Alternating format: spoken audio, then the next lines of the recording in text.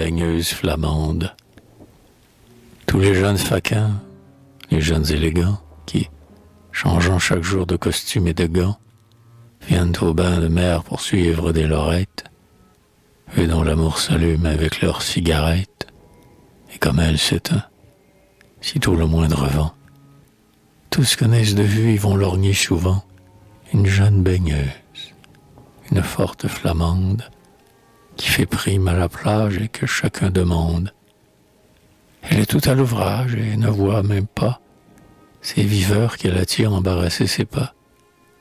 Elle travaille et court sans souci, sans idée, nettoyer promptement les cabines vidées, où de nouveaux baigneurs, montés d'un air joyeux, lui donnent leur ticket en faisant de doux yeux.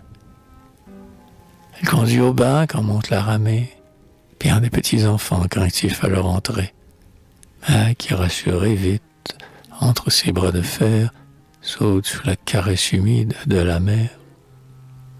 On dirait qu'un pouvoir magique règne en elle, car n'ayant qu'un grossier costume de flanelle, étant sale et vulgaire, ayant bras et pieds nus, elle donne pourtant des frissons inconnus à tous ceux qui la voient s'agiter sur la plage. C'est qu'elle a la beauté de la forme et de l'âge, c'est que vibre, à travers son jupon enroulé, le poème charmant de son corps ciselé, que tous, comme saisis de fièvre et de délire, voudraient dans le détail épeler et relire. Oh Rubens, c'est ta femme? Et le vieux sang flamand, comme une liqueur pourpre, écoule abondamment. Ses cheveux roux, tordus comme de lourds feuillages, frissonnent, ses pieds nus avec les coquillages, de leurs ongles nacrés dont la surface, lui, sont bruns comme le sable et lisses comme lui.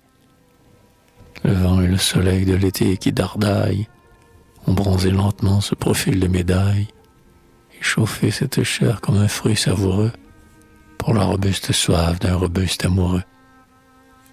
Aussi, quand tous ces fausses ardeurs de phtisique viennent lui suriner comme un air de musique, le même compliment mignard ou libertin, sur l'ampleur de sa gorge ou l'éclat de son teint, quand des vieux, savourant la douceur d'être dupes, la tirent dans un coin par les plis de sa jupe, offrant pour un baiser de somptueux cadeaux, elle leur rit au nez ou leur tourne le dos, si bien qu'en la voyant gagner sa maisonnette, tous disent, maugréant, c'est une fille honnête.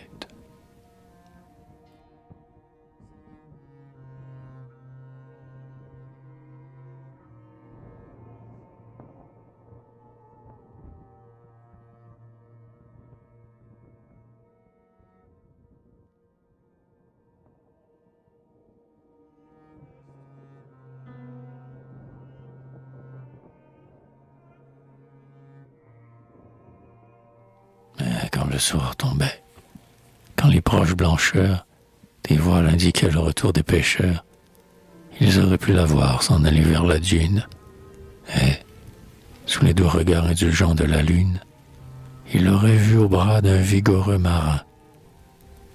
Tous deux se profilaient comme un couple d'airain, sur l'horizon de mer où fuyaient des mouettes, et l'ombre agrandissait leurs vagues silhouettes.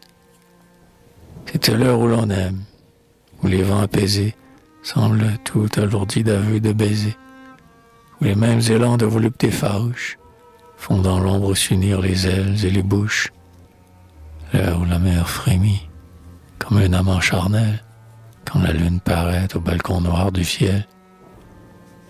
Alors ils restaient là, s'asseyant côte à côte, sur la dune, des soirs entiers, dans l'herbe haute, dont l'odeur capiteuse et les parfums puissants leur enflammaient la tête et leur grisaient les sens.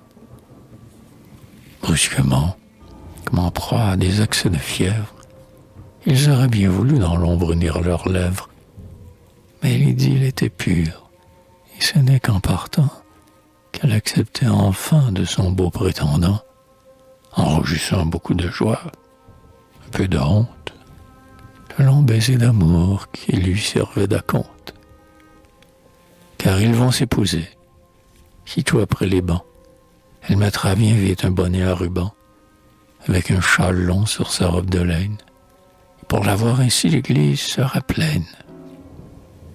Puis, lorsqu'après la messe, après s'être embrassé, on aura jusqu'au soir mangé, bu, ri, dansé, avec tous les joyeux pêcheurs du voisinage, elle s'installera dans son petit ménage. Lui s'en retournera sur mer, le matelot, et tous deux s'aimeront, satisfaits de leur lot, et fiers de voir grandir dans leur foyer prospère des enfants beaux comme elle et forts comme le père.